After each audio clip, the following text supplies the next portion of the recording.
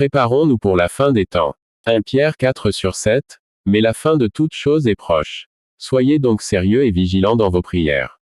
Dieu a donné à mon mari ce rêve sur la façon dont nous devrions nous préparer pour la fin des temps.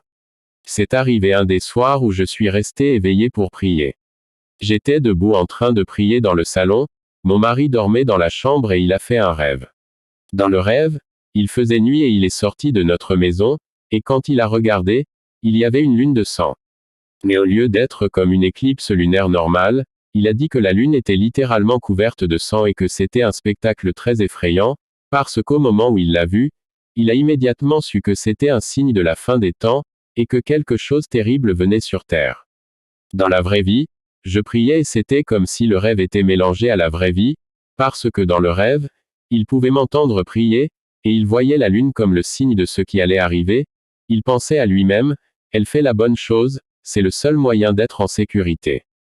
Donc il savait d'une certaine façon que je serais épargné ou protégé de ce qui allait arriver parce que je priais.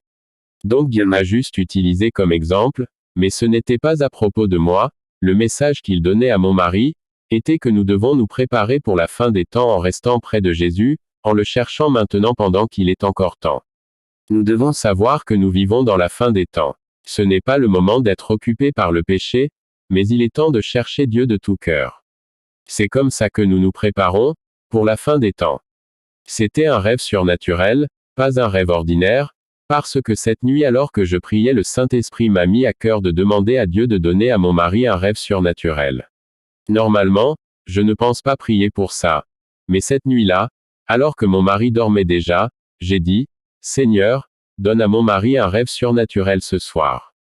Et je n'ai rien dit à mon mari pour que vous puissiez imaginer mon choc le lendemain matin quand il m'a raconté son rêve. Donc le Saint-Esprit voulait que je demande ça à Dieu, parce que c'était déjà ce qu'il voulait faire. Dieu nous avertit sérieusement de nous réveiller car nous sommes dans la fin des temps, les signes de la fin sont déjà là. Les guerres, les conflits, les faux prophètes, et la prophétie doivent s'accomplir, mais nous devons être préparés spirituellement. Jésus a dit, apprenez du figuier, car en regardant ses feuilles, vous pouvez dire quand l'été est proche.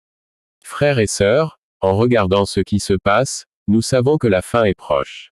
Que nous soyons tous trouvés en Jésus notre cachette. Votre sœur, Rachel, Éphésiens 5h16, rachetez le temps, parce que les jours sont mauvais.